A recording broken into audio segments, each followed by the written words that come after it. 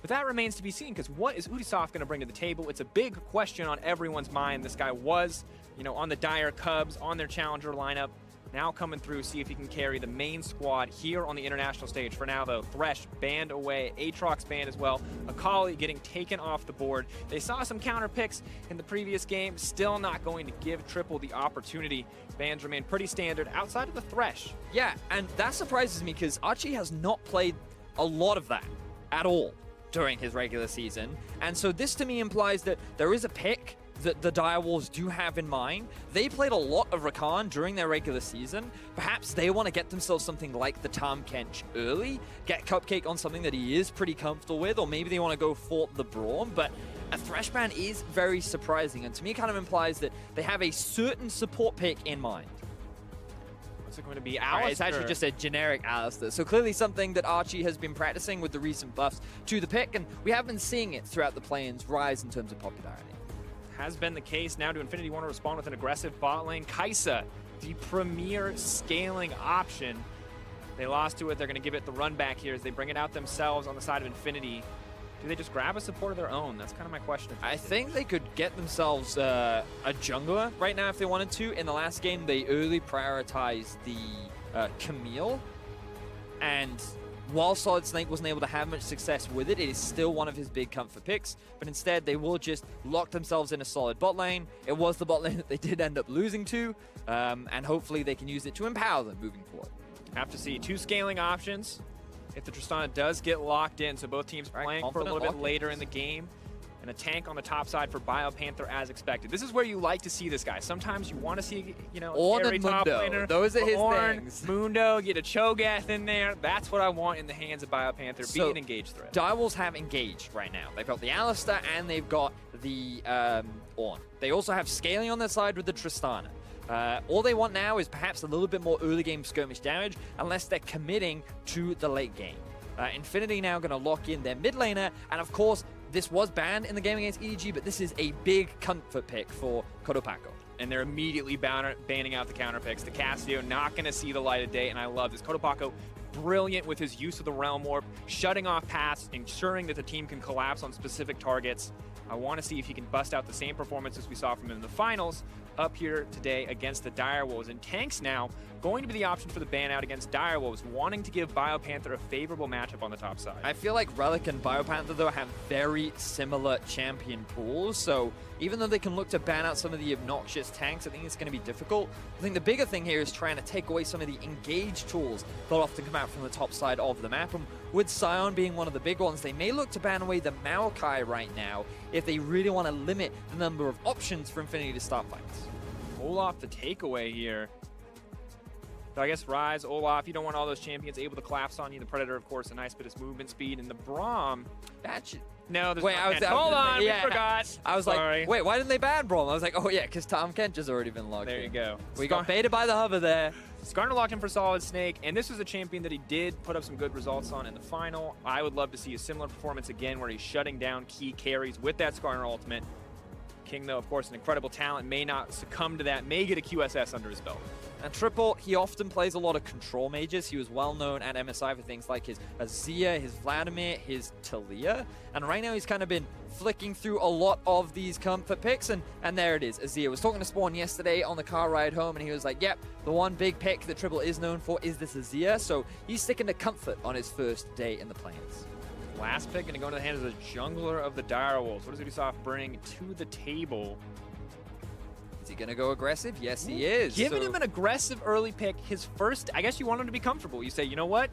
Let's solo queue it. You get aggressive. You get in people's faces. It's Azir Tristana. Yeah, I do see like, that. I do see that both of the champions he needs to support are scaling, yes. So I feel like he doesn't have that many lanes to play around on the Xin Zhao, and when you get to a point in the game when Azir and Tristana are irrelevant, Xin Zhao isn't. So I feel like something like a Gragas might have been better, but... He's passing the baton, Betty. He'll get them through the early game. All right. They carry it through in the late game. We shall see. I much prefer Infinity's composition. I like the round out of the Poppy, I think their engage is a little bit limited, but they do have a pretty solid 1-3-1 composition, and that's really solid against heavy teamfight comps, like what the Direwolf have drafted, assuming you can get a lead in the early game. You can force the opposition to be separated, and they can't take advantage of their 5v5 strength, but then it's going to be reliant on Solid Snake to find you those early game leads, and I feel like he's capable of doing it. He couldn't do it against EDG because, well, his lane has died, but this time around, you don't expect that kind of pressure to come out from the Direwolf squad, especially when they're running Azir Tristan. In the lanes, but in the jungle, Ubisoft, first game on from Challenger to Worlds. Oof. And now it's going to be rough. Absolutely, Solid Snake is a veteran of this game. But the Xin Zhao we know can be so strong in the early game. Maybe he gets a chance. Maybe he snowballs these lanes that we'd otherwise just expect to scale into the late game. But we're going to have to find out. No doubt that it is all eyes on the junglers in this matchup. Solid Snake, can he make an impact in the early game? Ubisoft, can he keep those carries safe till they come online later on? That's a great question. We're going to find out. Because I don't know. There's a lot of unknowns in this game. We have little to gather from what we've seen from Infinity. We kind of didn't really see anything. So they can now have a clean reset. They can come into this game fresh and hopefully ready. And meanwhile, for the Dire Wolves, this will be their first game of the day without their star jungler in Schönfire. So how will their playstyle differ? Will we see action in the early game? Will we see them get to the late game and their scaling aspect? We will find out. Because Dracos, we're on Summer's Prep. Absolutely are. Infinity, a rough start. Can they turn this one? Question on everyone's mind. Will Oceania get to raise their koalas today in support of the Dire Wolves? And Ubisoft is a guy that we normally, I think, always have to talk about, but it's important to remember who he's replacing when he comes into this lineup, because Schönfire was such a key for this team's success. It's difficult right now, and this is why a lot of people are skeptical about how much the Dire Wolves can do, because of how high impact Schönfire was for this team. I completely agree with you. The thing about Schönfire is, you look at his stats across the board for the OPL in the Split 2, and you can just see that in terms of his KDA, it is pretty high. His kill participation is exceptionally high, and his K plus A at 15 is first within the league. And it just goes to show that how involved he is with a lot of the early game leads that his team builds up. He is the reason why the Dire Wolves are able to find their early game advantages. So with him now gone, does Ubisoft try to fulfill that same role? Does he try to be the heavy ganking style, the player that gets his leads in the early game, or does he play his own? And that's the question. But Triple, I think, is the guy then that you have your eyes on to step up. King and Triple have been excellent carry threats, but with Triple on this scaling threat and his, pretty successful performance the last time we saw him on the MSI stage, I think we want to see more from him this time around. Of course, the stats, not the greatest, but when you think about how far down Dire Wolves were in the standings overall, it's pretty impressive that he was able to put up these numbers. But I also think it's important to remember that this is the MSI, all of MSI mid laner ranking. So if you consider the big six that were in the MSI group stages, he's not far outside of them in terms of damage output and contribution. This is Xin Zhao in this lane. I feel like he had an opportunity just a second ago to go for a play, but good. I'm not sure if he was spotted on the ward going into the river. Well played in the end by Infinity. I thought it was just spider sense. I thought they had some next level intuition there on the bottom side, but they will back away from Ubisoft. Ubisoft will continue his jungle clear, and Solid Snake content, at least for the first few levels, to just trade back and forth on campus. We'll go for the invade. Does have the smite. Could look for a steal, but he's got to be careful of the Tahm Kench is missing. And he's like, aha, yes. I don't have the numbers advantage, so I'm just going to walk away from this one. But I have vision on where the enemy jungler is. This will give Biopanther the option to be a little bit more aggressive, should he so choose to be. Yeah, we'll see how things go. Triple is definitely a player I have my eyes on so far, just sitting in the farm lane against Ryze. And it's interesting, because depending on which pro you speak to, we'll have very different opinions on Azir. Oh, this is an old matchup. Azir Ryze was like one of the classics for a long time. It used to be, and often what you have is Azir gets early push, Ryze is stronger mid-game, and damage. Right now they're losing this early skirmish, because Azir doesn't have that much damage at level 3. Long cooldowns on his Q mean that as long as you just move away from his soldiers, he then loses all of his DPS. So he needs the items to be completed before he can really look for those trades. And now we see Solid Snake up in the top lane. Panther going to need to try to find a way out of this one. The stun does not work. Poppy denying any escape. Solid Snake just going to try to walk him down. The red buff is there. He's running now for his life. He has the flash, but I don't even think it's worth burning it. First blood dropping for Solid Snake in the early game. And after a rough game one, this is the kind of start you want if you're Infinity. Definitely, and we talked about it. Solid Snake He needs to get these laners ahead. You don't really expect him to gank the Poppy lane, but BioPanther was in a situation that he was a little overextending the lane. You know, he's just pushing it up. He thinks he's safe. He doesn't respect the fact that Skarner was just in the river fighting a 2 versus 2 against the Direwolves mid-jungle, and he ends up getting punished for it. Relic played this really well, knocking him back further in the lane, using the shieldy thing. I always forget the name of it. to block. I know what it does. I just forget the name. Not even a shield though. It's like an AoE knockup. Yeah, but it's denial. like an AoE shieldy thing. All right. You get my point. Yeah, sure. The It AoE interrupts shield dashes, which is why it was used effectively against BioPanther. The steadfast Man, I'm just a color. presence. It's QWE to me. You didn't even say that though. You said the shieldy. Yes, thing. Now the W. engage on bottom side. We'll let it go, Vedius. We'll let it go. And I love too that he stayed back on that play and didn't risk dying. He just let the Skarner finish the kill off. But King and Cupcake, you know, both of these options kind of scaling threats, but Tristana using the range advantage quite well. Now Ubisoft wants to make a play, but does get spotted Snake a little is bit. there. And I feel like Kotopako's now baiting. He now knows, but Ubisoft does we not go. know. Here comes Solid Snake.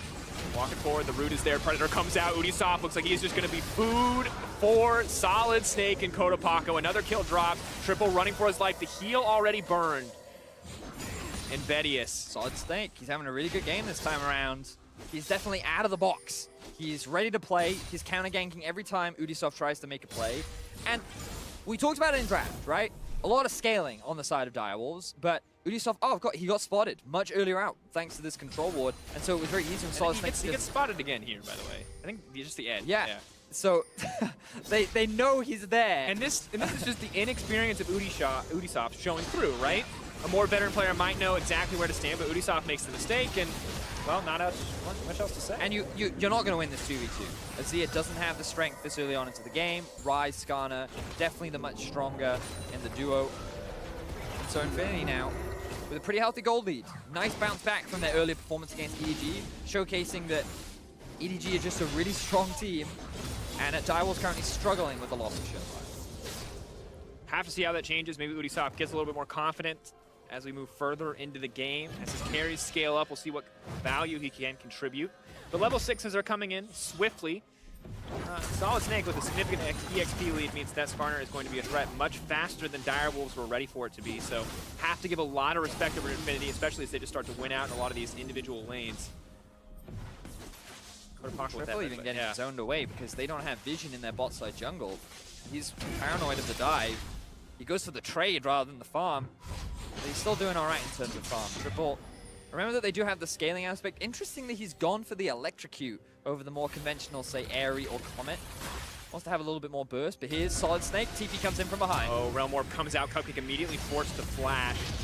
Once again, just one of the things you gotta love about Kotopaku. So active in using the Realm Warp, something we do not always see from Ryze players, but every time it's off cooldown, he is trying to force a play. Yeah, Infinity feels so much more comfortable this time around. Solid Snake on the Skarner, something he can have impacted in the early game. Kotopaku on his most played mid lane champion in Ryze, showcasing his capability and strength on the champion.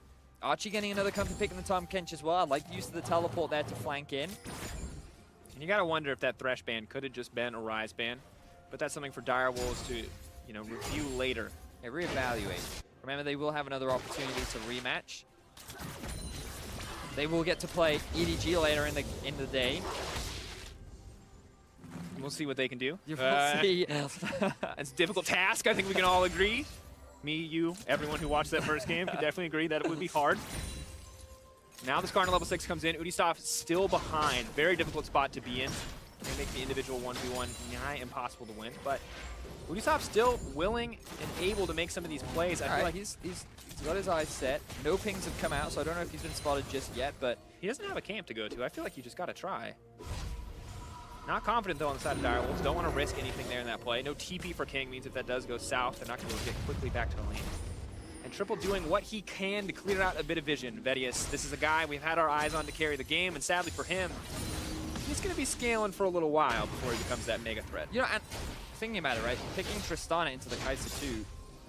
Typically, you can have push into the Kai'Sa, but the problem here is the support matchup. The Tahm Kench, the Alistar. It's really difficult for Alistar to really gain any leeway in the lane when you're going up against the Tahm Kench, which means that this Tristana, who arguably does get outscaled by the Kai'Sa, or at least many pros would consider Kai'Sa to be the the best late game AD carry in the game right now. You can't really afford to be losing lane this hard because you kind of look at this Direwolves composition and you say, well, they still have the late game. Yeah.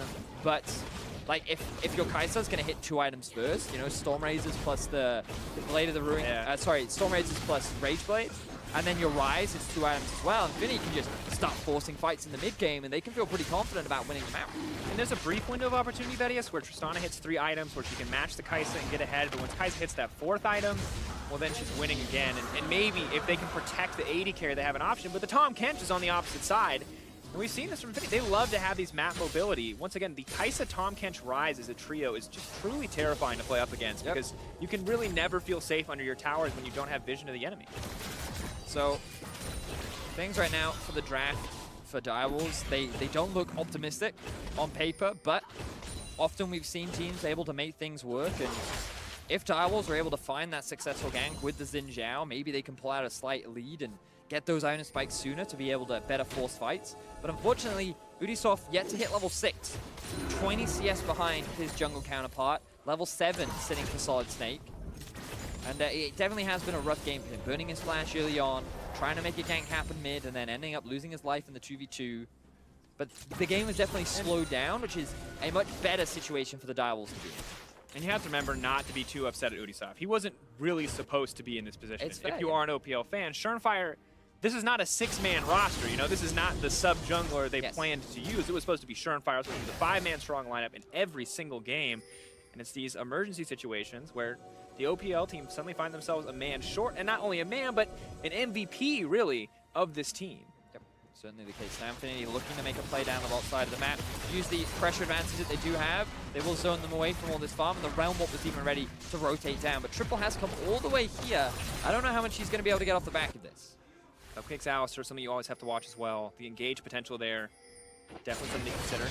Ubisoft finally level 6. No boots still. Warrior going to be crucial. Massive spike. You go from 25 AD on the Caulfields to 60 on the enchantment. But still may not be enough here in a lot of these exchanges. And Vedius, Infinity playing this one really slow. Once again, their first game, we didn't learn anything about this team. But now that they're playing up against an opponent that they're matching a little bit more even with, or in this case, with a pretty good advantage so far, we're seeing them play that slow style we know them for. And it was something we talked about a little bit. You will see ganks from Solid Snake, and he will be active, but this isn't a team that I feel has ever snowballed through their early game. Like, they're able to find those leads, but then they use them to transition more into, like, the 1v1 style or a bit more of a mid-game spike. Very similar to how Supermassive like to play in terms of overall style. Here's but now, a window. Oh, the TP immediately burned. They're not going to risk anything. Ubisoft walks in. He doesn't even know what he's walking into because they didn't spot it, but Smite gets used. Protopako using that. Careful here. Cupcake's here as well. They're just not even going to risk it. Tahm Kench ulti coming in as well. And Infinity all right. doing everything to contest that. The second they see anyone coming near that Rift Herald, they burn a ton of resources just to ensure that it goes down in their favor, to stop the fight before it even starts. Yeah, I like the swap a lot from Infinity. The Drake had already been secured, and they're winning the 2 versus 2, so now just bringing it up towards the top side of the map, help you secure the Rift Herald as well. All the early game objectives going in favor of Infinity. The gold leads continues to just build ever so slowly. And Direwolves, while they did read the play and they tried to match, unfortunately they were just a little slower than that of Infinity. So now 2,000 gold leads sitting in Infinity's pocket. Another game where we're seeing a very slow, controlled style from the winning team thus far. But Direwolves, we've seen what they can do if it comes to late game. While Ubisoft may struggle, we know the 4 other members of the team should still have the same team fight coordination. And if they can execute here with that Azir and Tristana backline, they will be absolutely lethal. But we're 12 minutes into the game. We're talking 25-30 if they want to hit those nice item power spikes. For now, though, Fire Panther at least is winning his individual matchup in some of these trades. Still, though, losing in the push, as Poppy just does not care. It's also important to remember that the LAN and LAS are combining. And this, it becomes a lot harder to represent your region now for teams like Infinity and KLG. And you want to have a good showing, because this was the team that knocked out Rainbow 7. This is the team that beat the team that knocked out Rainbow 7. Yes, right? And so you think back to many playing stages, international wildcard events, and it was often Rainbow 7 or Lion Gaming that... I mean, it was always Rainbow 7 and Lion Gaming. Yeah, but my point is, what I mean is, they were all often the team that you would consider to be strongest in their group. or heavy favorites to make it out. And then they very rarely did it. Like, even though they were considered very strong, like with players like White Lotus and Seiya, they weren't able to do it. And now this team, Infinity, finally able to knock them out. They want to show that on an international stage, they can do more. They're capable of achieving what Rainbow Seven couldn't do, and making a name for Latin American North before the regions combine. Absolutely, and you look at the members looking to make that name. The Arce in the bottom lane, former Lion Gaming support, now training up the next White Lotus, the guy second only to White Lotus. We're going to hold that thought is in the mid lane. We see the play coming out. Kotobako now potentially in trouble, running for his life, and this could be a kill back for the Direwolves. Rise is going to get taken down, a nice start, but here comes the Tahm Kench. Triple throwing down a bit of damage. Ubisoft knocking him back immediately, just denying the play. Direwolves finally finding an opening. Gets the exhaust out from Archie as well, but good stuff there from the Direwolves. Cupcake utilizing the mobility boots to roam down to mid and work with Triple to find a kill onto Kotopako. Getting a bit of gold down onto Triple is going to be important. We talked about it at the beginning of the game. If anyone from the Direwolves needs to step up, it will be this mid laner who had a very solid performance at MSI. Now we can see here, he's just hanging off in the distance. No vision spotted. Ubisoft does make his presence known, but then Kotopako thinks, okay, the gank has been warded off, and then he goes in, gets the Shurima shuffle. There was Cupcake in the follow-up, and then Kotopako uses his flash pretty early, which means that the chase can come through for that of the Direwolves. And relieves a lot of pressure there in the mid lane, as now Triple finally has a CS advantage, can get a little bit of pressure. See if he can sustain this 1v1 as he gets closer and closer to finishing that first item. Does get the Nashor's Tooth now, so will be put up in a decent spot, especially because Archangels, before it turns into Seraph's Embrace, not the biggest source of AP, only the 1% mana to AP conversion. Really want to get that upgraded as quickly as possible so you can dish out much more damage. Looking at some of the items that have been picked up as well. Fairly even across the board. If Direwolves can't secure this tower, then the gold gap itself will still be relatively close. But Rift Tower being spawned, I don't think they'll be able to get much off the back of this, because Triple does have the push in mid. This is a very lackluster use of the Rift Herald. We have to assume that it was about to despawn. They did get it almost 4 minutes ago, and now Triple's not even going to let it hit the tower. No one is really playing around this pressure point right now, so this is just going to get used. Rift Herald.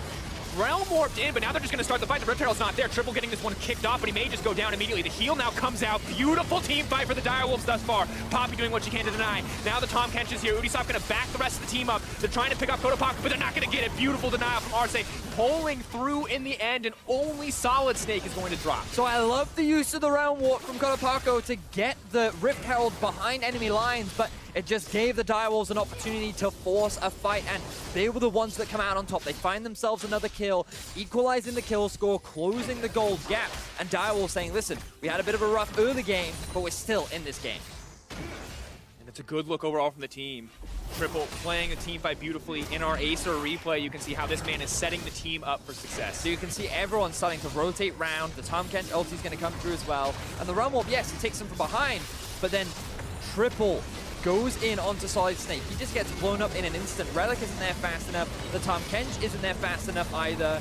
And then Biopanther comes in with the ulti, but they can't quite get the follow-up because the rest of Direwolves are focusing on the Rise. It means that no additional kills go down, and Direwolves are able to keep their mid tower alive, but it is very low and just prime for the taking.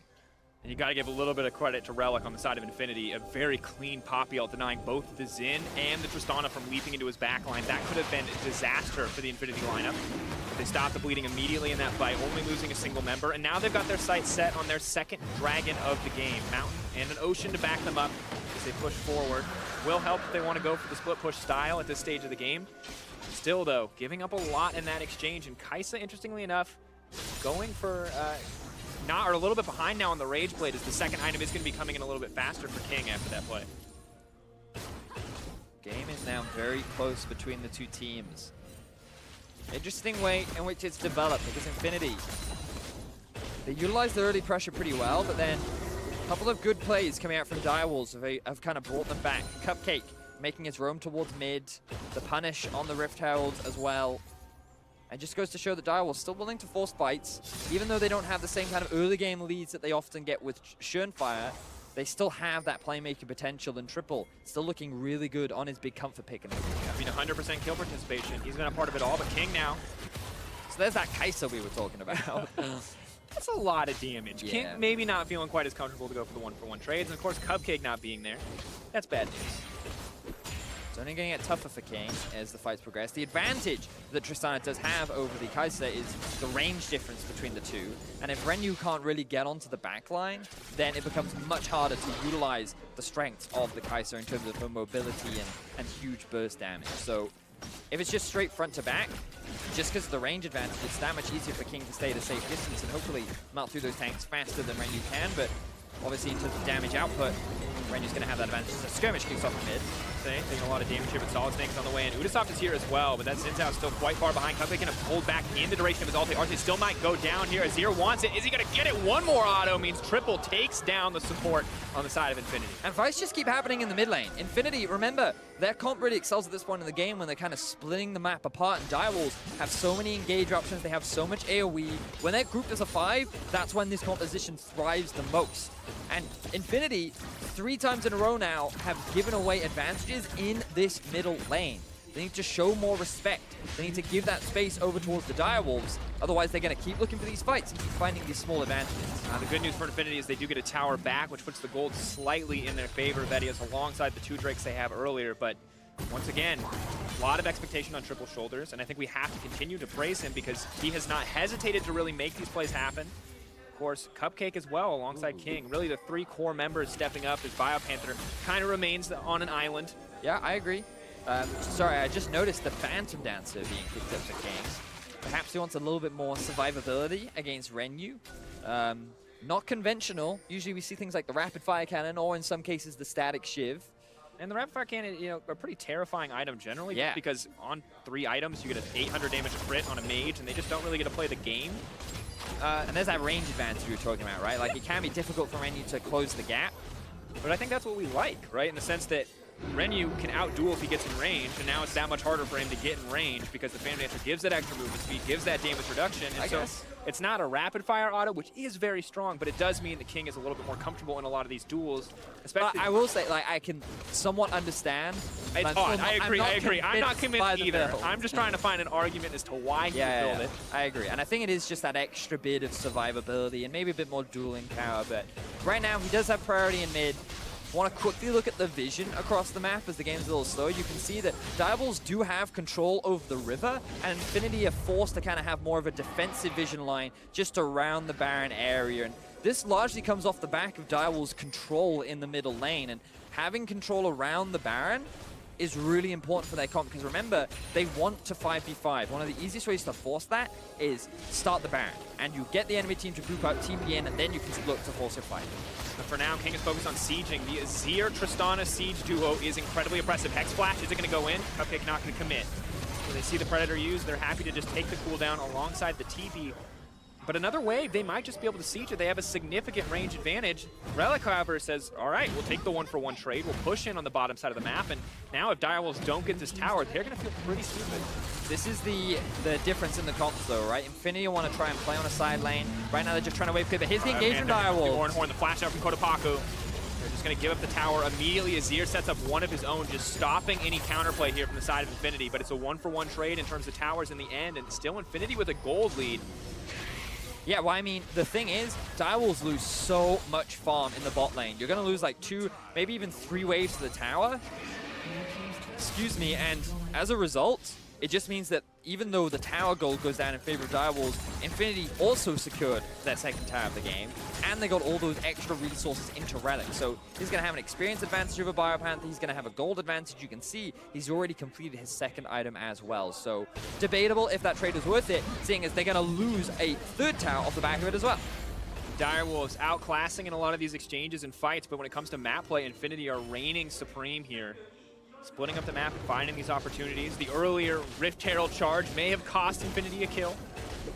It may eventually cost the mid lane tower, but they do get one back, as the Herald did reduce that tower. Oh. No! Guys, don't say anything, okay? He didn't take. He wasn't even trying to take it. He was trying to life steal off of... It was inefficient to grab it early because he needs to base. That's it. He wanted to give it to Udasoft. He's being a nice guy. Please don't give it to Udasoft. You know what? He's a nice guy, but look, I want it on my Tristana. You gotta respect Udasoft because he comes in, you know, in change of the MVP, say it again. He picks Xin Zhao. Yes. Hugely aggressive solo queue pick. And even when he's behind, he goes, guys, give me the Trinity Force. I will No kill Sterex someone. Gauge. Ooh, flash from Biopanther. Realm Warp use once again. Well played to get the flash out of Biopanther. All right, what can Direwolves force here? They have priority around the Drake. They're actually going to start this one off, and Biopanther will come in from behind, so he has the ulti primed and ready. But can Direwolves capitalize on the fight? Or Cupcake's waiting on the side. Cupcake's waiting on the side. He's looking for that engage opportunity. Solid Snake, though, moving up. If they can kill the Skarner before he gets a chance to ult, flashing back into the middle of the team. Now the Orin ulti coming through is going to hit 2 members, but Kotopako's untouched on the side. Ryu's alive as well, but Triple's not going to give him easy access. 2 members taken out immediately by the Direwolves. A beautifully played fight, and now they're just going to have to back off. Too many threats on the side of Direwolves to fight any longer, and Drake will fall on their feet. And once again, the Direwolves come out with a successful 5v5 fight. These are the kind of situations that they want to be in. The 2 items have been completed, and they're making a beeline straight towards the Baron Dracos. Solid Snake is dead. Relic is dead. Infinity may have lost more than they bargained for. The Rise and the Kai'Sa, the 2 carries. Are they going to be enough to stop this one? The Tom Kench coming in as well. I don't think they can do it. 6K, it's going to take a miracle for them to steal this one. They have no access to the Smite. Arsene went with the barrier instead. It is just going to get taken down by the Direwolves, and Direwolves now with a significant advantage. And Infinity, after having such a great early start, shutting down Ubisoft and just answering everything we tried to do, keep getting bought into these team fights. And Solid Snake, he doesn't realize the Cupcake's just sitting there, and he gets chunked out right from the get-go. With one of the frontliners and engage tools gone, that means that the peel now has to get used on your front line. While Relic, he's just now tanking 5 members. King just melts through him, and this is what we were talking about, the range difference between Renyu and King. If Renyu cannot get onto the back line and threaten alongside the Skarner and the Rise, then the front to back is always going to go in favor of the Tristana and the Azir. So Direwolves now reaching a point where they will win out on these 5 versus 5. And you look at King now, halfway to that 3rd item, also has the QSS, has paid the Skarner tax, so things only going to get easier in these fights for Direwolves. And you know, Xin Zhao may not have really had an early game impact, but when Kai'Sa tries to leap in, she cannot target him. He uses the ultimate, and if she wants to get into melee range with the Xin Zhao, she's going to die to the Tristana and the Azir before she gets to push a single button. Yep. So now they have their eyes set on the enemy jungle, getting a bit of deep vision, slowly pushing these waves, and they have a slow push up in the top lane as well. And it's really important that they rotate up towards the top side of the map as well to try and deny all that farm that can be picked up from Infinity. You can see the pings coming out. They know, both teams recognize. Infinity recognizing they have to take that top wave, they have to stop that slow push, and Direwolves recognizing they need a group here in mid lane. They can force a play. They have the Azir, Tristana, Siege. Once again, 2.5 items on both of the carries. Along with the Baron buff means that there's not really a lot of tools on the side of Infinity to deny them of this push. Yeah, the poke and the siege from the Direwolves is extremely strong. Remember, Ubisoft coming in as a sub for Shunpai, the star of their team, yet Direwolves have come out through superior team fighting, and now they're sieging onto the first inhibitor tower of the game. Infinity looking for a bit of poke, but they get forced back. Infinity, so there's just no recourse. The Azir tower behind Direwolves makes them near impossible to flank. Poppy throwing out the ult just to threaten them, just to tell them to back up. The Triple and King just move forward. They're just going to break through this inhibitor. 27 minutes in, the Baron's still ticking, and Direwolves 4K in the lead after a pretty grueling early game. They managed to bring this one back. The scaling comp is finally paying off. Infinity slowed down. They allowed Direwolves to farm. They allowed them to reach those item spikes. And the Direwolves, they kept forcing plays. They utilized the Dragon well. They turned it into a Baron, and now 27 minutes into the game, a really healthy gold lead, and they can keep forcing these 5v5s where they know they're stronger. Orin ulti now coming out. Poppy going to try and find the disengage. 2 threats taken out. Biopanther needs to make his way out, but he's been suppressed and pulled back into the team. This is a pick back. Can they get the kill? Cupcake now in the middle of everybody. Ubisoft throwing out a bit of damage. King untouched on the backside. Is he going to go for any more aggressive plays? Just decides to back off. Low health bars across the board, but Direwolves will break the tower in the end, giving up only their top lane. So it was a good knockback from Relic into a pick from Solid Snake. The setup looked promising for Infinity, but unfortunately, the moment Triple rejoined the fight, there was just way too much damage from the side of Direwolves, along with a big minion wave that was just beating onto that tower. It meant that Infinity get themselves a kill, they lose an objective, and they still end up in a deficit. And Betty, it's one of the weaknesses that you highlighted in draft of the Infinity composition is that they kind of lack these engage options. Skarner, obviously a great form of CC, but doesn't just get to leap into your face, and it's a similar story for Poppy most of the game. And now it's starting to count against them. Luckily for them, the Poppy ult does net them a single pick. But when Direwolves are sieging, they don't really have any way to get into that team if they don't find a flank. And the only thing that the Direwolves have to be careful of is a flash Skarner ult, which you now can't do on the Tristana because of the QSS. And Triple, he's clearly not too afraid of it because he has his Azir ulti as well, along with the dash. So, yeah, I think, like, you could argue that Direwolves saw the limited engage available for Infinity and just said, you know what, we can go for scaling because we don't think they're going to be proactive enough. And so far it's paying off for the Direwolves. So Infinity, after what was a rough game against EDG where they got demolished, they turned it into a pretty good early advantage against the Direwolves, but they slowed down a little too much. It allowed the scaling comp to turn on. And now Direwolves, they have the mid inhibitor. They will likely just either look for picks or look for deep vision and wait for the next Baron, rather, because I don't think they need to force anything right now. The longer this game goes on, the stronger their comp is going to get. So the worst thing they can do is overcommit and give Infinity the opportunity to find some shutdown gold or find a sneaky team fight. 4 members, now 5 going to be on from Direwolves on the top side. They're allowing Rise to split push, but his TP is now being used to come defend this top lane tier 2. Poppy ult comes out. This could be the key to get it started. The tank is gone. They're going to flash forward. They're going to bring the Xin Zhao back and everybody. Karnapaka trying to stop any further engagement going on, but the Xin Zhao ult denies the follow-up. Infinity find an engage, but not a kill. Udisoft, the new young member of the team, will not be picked off in that exchange. And Infinity tried the same engage once again, but the Xin Zhao ulti coming in clutch knocks away the Infinity members, doesn't take any additional damage, and gets away with his life. And now Solid Snake doesn't even have his flash available. So Infinity doing what they can, but unfortunately not enough as Direwolves secure themselves into the tower. Poppy now chasing, maybe hoping to get the play here, but King available as well if they want to try to force it. Invedius 5k gold lead, outer towers breaking left and right, and an inhibitor down in the mid lane means this next Baron is going to be nigh impossible for Infinity to contest, unless they can get some control right now. Now King, potentially caught out, will use the rocket jump. Biopanthers here as well, they're not going to be able to force this one, but Predator coming out. Desperation times for Infinity. Are just going to settle for Baron Vision instead. That's all they're after. Oh, giving the blue buff over to King rather than the Azir, I guess, because he is on the bot side of the map. They could also try and steal the enemy blue, but you can see the difference in the gold graph. There was that early lead they were talking about for Infinity, and over time, with some small picks and plays, Direwolves have gradually worked their way back in. And I know many OPL fans are pretty happy right now, because yeah, you thought that Surenfire being gone was a death sentence. Yes. I think we all did when we saw how much of this team's success was built on this guy's early game playmaking, Precisely. his mid to late game shot calling. But now you see, if they can keep playing these scaling comps without getting punished in the early game, they look like a strong 5-man team. They can't do this against EDG, but that is a battle for another day. Hey, I said if, okay, give them a chance. But it's worked out great so far this game. You can't fault them for it. I was a little skeptical. Xin Zhao with the comp. Definitely not one that I would say kind of synergizes well, but so far they're making it work. And right now the Baron has spawned. In order to set up for the Baron, textbook plays, you gain mid control. And that's why Infinity are the first ones there to try and get the early push so they can get the vision in the river and buy time for their inhibitor to respawn. But Direwolves being stronger forced them out and will now reclaim vision control throughout the Baron. We're just looking for that miracle engage. Maybe it's a flank from the Realm Warp on the Rise. Maybe it's a beautiful ulti from the Poppy, but unless they find it, Infinity are not going to be able to find a fight. In a straight-up 5v5, they simply get out-damaged and out-ranged. Look at Triple as well. He was hanging off in the flank, level 17 now. 3 items done, and he will set up this tower. And this is a very easy way to get mid lane control.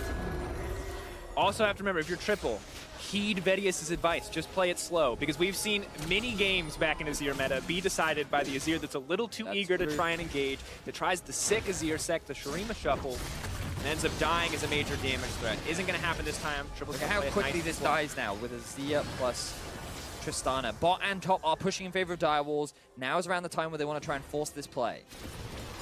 Focusing on the mid lane, Renyu cannot get close to Tristana right now. 3.5 items alongside the QSS. Good spot to be. Renyu significantly behind in this matchup. And now they're just going to focus down the Baron. Triple and Udisoft is going to go for the 2-man here. What's the opportunity here for Solid Snake? Can he find a way in? 5k and dropping. Direwolves, are they going to risk the 50-50? Solid Snake's going in. Realm Warp is there. Alistair's going to try to force him back. The Skarner, can he make it into the pit? Relic in the middle of everybody. Renu goes in. He takes down the jungler. The Baron does drop in his favor, though. Maybe Infinity can fight this back. They have the mana advantage, but they've lost the Baron. If they die here, the game will end in the favor of Direwolves. Relic doing what he can to save the day, but the 80 carry's already gone. Kotopaco versus the world as Direwolves just clean up this fight, take the Baron, and look to end all hope for this Infinity lineup. Direwolves find a huge fight, and while it costs them their jungler, it could very well secure them the game as King jumps in again. TPing again, flashing forward, the QSS kills him mid-air. No mercy for the Direwolves. They are unconcerned about jet lag. They are unconcerned about their sub-jungler. They are making it work here on the play-in stage, picking up their first win of the tournament, putting Infinity down to 0-2. If you are an OPL fan, this is exactly the game one you wanted to see because Direwolves are absolutely cleaning house. Huge props to the sub-jungler, coming in as an emergency sub from Challenger to Worlds, and in his first game, he does find a win. Admittedly, it was Triple and Cupcake who were a large part of finding a lot of those mid-game fights and kind of setting up for allowing Direwolves to come back into the game. But you've got to imagine the pressure that was on that young man's shoulders, right? Like, Direwolves have been the representative internationally for the last 2 years for the OPL, and they thought that with this group, there's a good chance of them finishing second. They would avoid EDG in the playoffs. And things were looking optimistic for them. So, props to Triple, props to Cupcake. I think they played extremely well. And a rough first day for Infinity. You can see forlorn faces on the opposite side. I mean, visa issues are tough, man. You come in late, you don't get the practice you want to get, you're tired, you're exhausted, and you can't count it against them. We just have to hope that in the day that they're not playing tomorrow, they can rally, they can come back.